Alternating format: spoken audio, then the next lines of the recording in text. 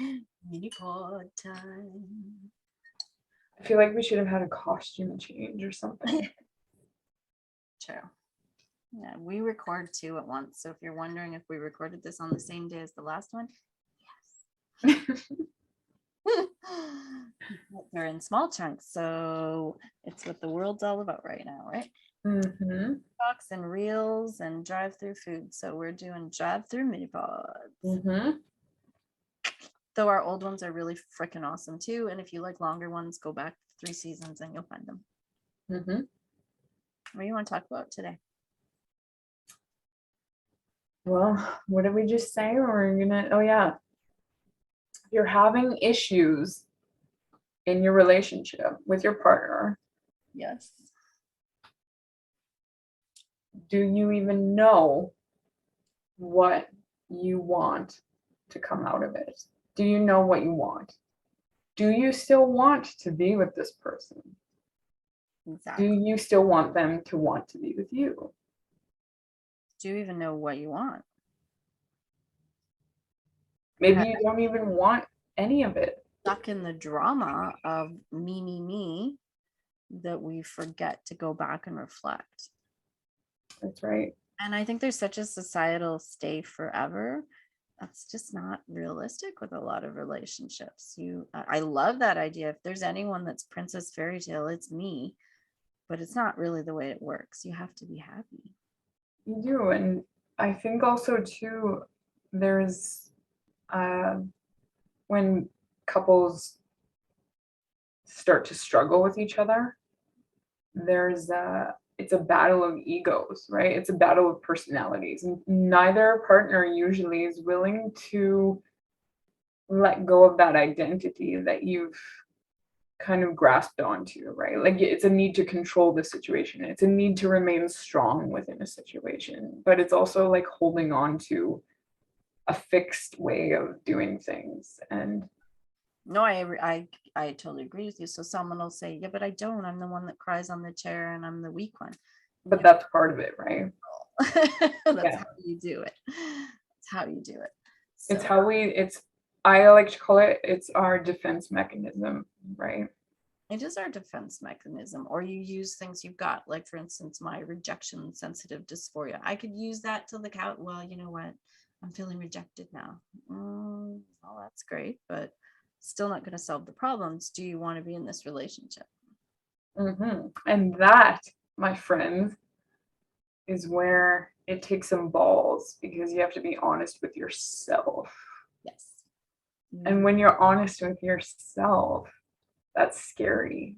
Because you might not even want to hear the answer that comes out. You might not, and you might not want to do the work, and you might not want to even find out. So then shut the podcast off, because that's perfectly okay too. It is. It's okay. It's just know that you are at a state in your life where you don't want to know yet, and you're just going to coast. But eventually you're going to have to check your happy meter, and I'm going to guess your joy meter is pretty low. Yeah, totally.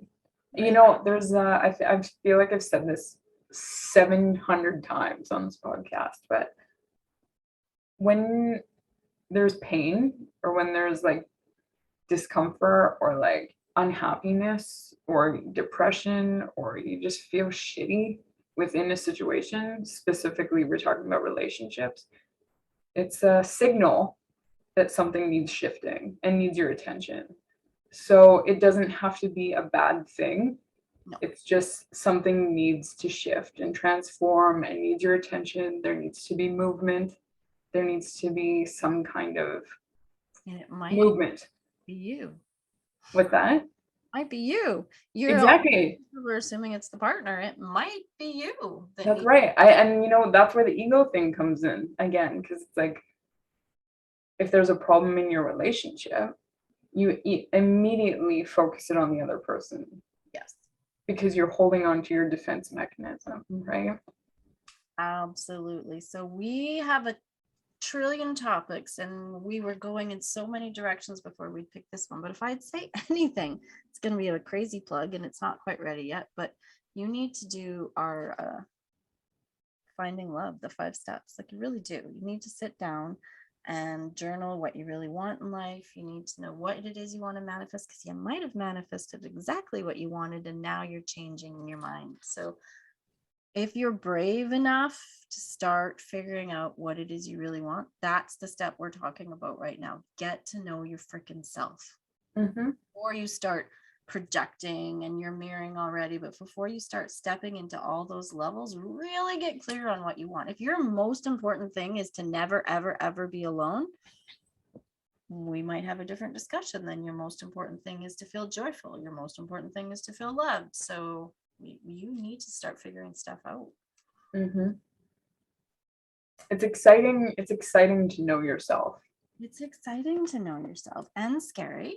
And we live in a society that we're not in our 20s, so we get told that any level of being alone is spinstery. It still gets talked about, right?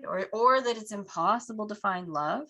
That's everywhere. So if you're in one, you're like, well, I'll just stick around because I'll never find anything. Well, that's a shitty excuse too. It is. Maybe. Or not, if it's not for you, if you don't want it anyways. So we're really saying, if you're listening to this and then you know we're about joy and you know we're about love and you know we're about relationships, obviously the idea is to be happy in them. So you need to get to know yourself. And within that too, like Tony and I don't like to give definite answers where it's like you have to do it this way or this way. It's like, no, you can do whatever you want. This is just a discussion. So we want you to remember that as far as we know, we have one life to live. And wouldn't you want to make it the juiciest life that you can for you, whatever that looks like to you? And that starts with getting to know yourself. Well, it totally doesn't. Even if we were going to get spiritual and talk about past lives and do you believe all that, this is the one life you remember now, and that this is it.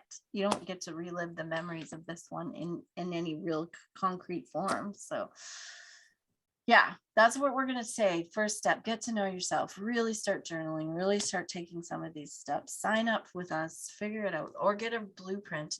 Even knowing your astrology, knowing some of your tarot, knowing some of the way your body physically is, that can even help you go, oh, wait a minute. When I found out even that the way my brain works, that helps, or the way that my ascendant is, it's like, oh, I'm going to present totally different, so there's so many aspects of yourself that you need to get curious about, and then you can start looking at your partner. But I think you owe it to yourself, if you're ready to step into that, to start looking at you. That's right. Curious. You chose it. We have all kinds of tangents and rounds. We're like, maybe you chose this whole mission because you are God in this form and you're deciding, or the universe or whatever. You've created this for yourself. So live it. Yeah.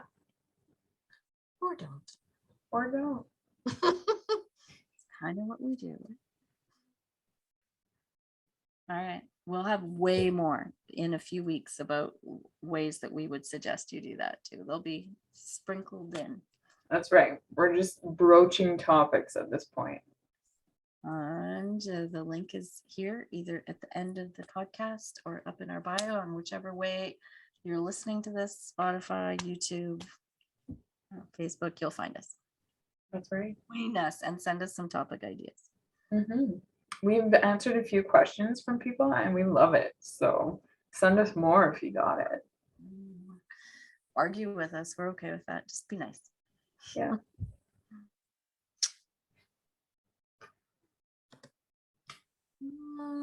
Yes.